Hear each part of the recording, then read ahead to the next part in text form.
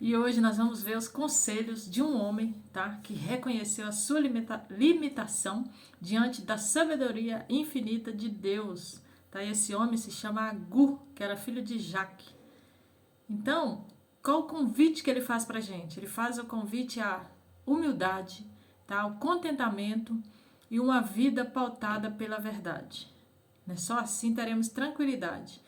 Olha que interessante que ele faz vários comparativos na natureza e que nos faz refletir muito sobre a natureza, sobre como o Criador é perfeito e é soberano em todas as suas obras. Então vamos, o que nós vamos ver? Nós vamos ver a humildade de um homem diante a grandeza de Deus aqui a princípio.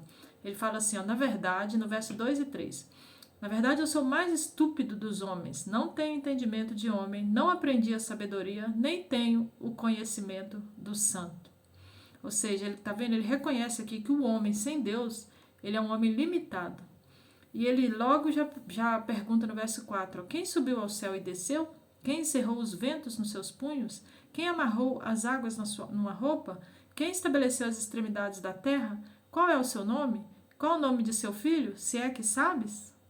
Né? Olha para você ver, aqui está uma pergunta profética, ela aponta para Cristo, o Filho de Deus, que tem autoridade sobre toda a criação. E no versos 5 e 6 ele fala para a gente, toda palavra de Deus é pura, nada acrescentes às suas palavras. Ou seja, a base da vida, ela é a palavra de Deus, ela é completa, ela é confiável. Não adianta nós querermos acrescentar as coisas, nós queremos tirar do nosso próprio entendimento.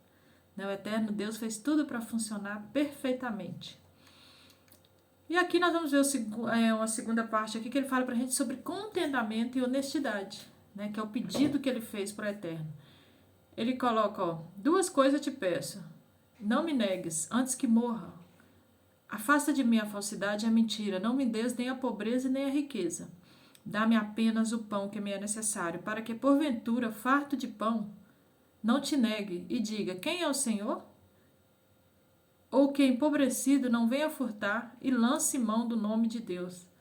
Olha que oração poderosa que ele fala, livra-me da mentira, dá-me contentamento, ele pede, né, para que ele tenha contentamento, ele pede nem riqueza sem Deus, nem pobreza sem dignidade. Isso é um pedido muito sábio.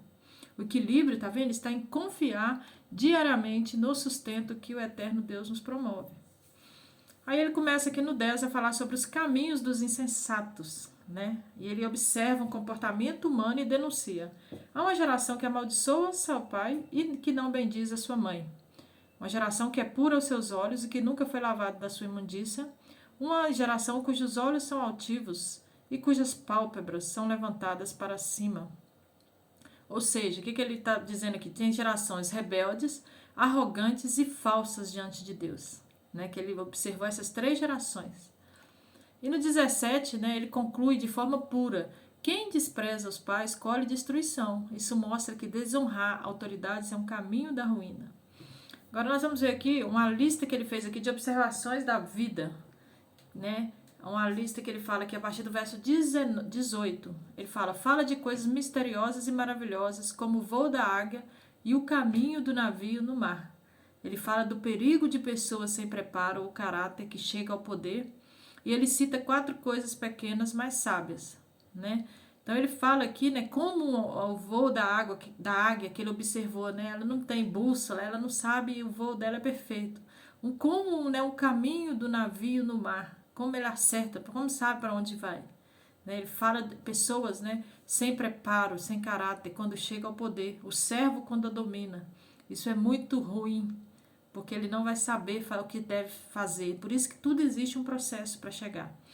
E ele siga do 24 e 28, ele cita aqui, ó, as formigas, olha, as coisas pequenas que ele reparou, mas sábias. As formigas que se preparam no verão para o inverno, né, ou seja, elas têm, né, princípios financeiros, que muitas das vezes nós humanos falhamos nesses princípios. Os coelhos que se abrigam porque eles sabem que eles precisam de casas. Ele fala dos gafanhotos que andam sempre juntos, eles andam em ordem. E a lagartixa, né, que ela é frágil do jeito que é, mas ela alcança palácios. Né, os gafanhotos aqui sempre andam juntos, em conjunto. E os humanos, nós temos essas dificuldades de nos relacionar. A lagartixa, ainda que seja frágil, Olha onde ela vai nos palácios. E nós muitas das vezes nos limitamos e não chegamos a lugar nenhum. Né? Então, a sabedoria ela não está no tamanho, ela está na preparação, na organização e na dependência do Criador. E todos esses animais são dependentes dele. Né? Então, no 29 a 31, aqui ele descreve os animais que andam com dignidade. Né? Um convite para quê? Também nós devemos viver com firmeza e com retidão. Né? Os animais, o leão, o andado do leão, o cavalo de guerra, né? Ele tem um andado imponente, um andado bonito. E o ser humano também tem que andar com dignidade. E a conclusão aqui nós vemos no verso 32, né? Se procedeste loucamente, exaltando-te, e se planejaste o mal, põe a mão na boca. E no 33 ele coloca, mostra que assim como o leite batido produz manteiga, a ira e a soberba produz contenda. A mensagem aqui é clara pra gente, né? Quem se exalta e vive em soberba, colherá destruição. O caminho da sabedoria é sempre a humildade e o temor do Senhor. Então, o que a gente aprende? Provérbios 30 ele nos leva a reconhecer nossa limitação. Né? E os animais, eles dependem da palavra de Deus. Né? Então, nós também devemos ser dependentes dessa palavra e buscar uma vida de contentamento de verdade. Né? E o que a gente precisa refletir? Né? Nós temos vivido uma vida de humildade, nós temos confiado no eterno ou confia na nossa própria sabedoria. Nós temos buscado riqueza, né?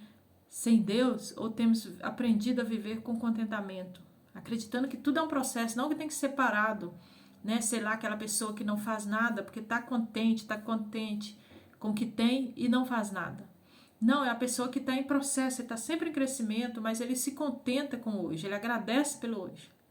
Né? E tem planos para o futuro, mas ele não vive no futuro, ele vive no presente.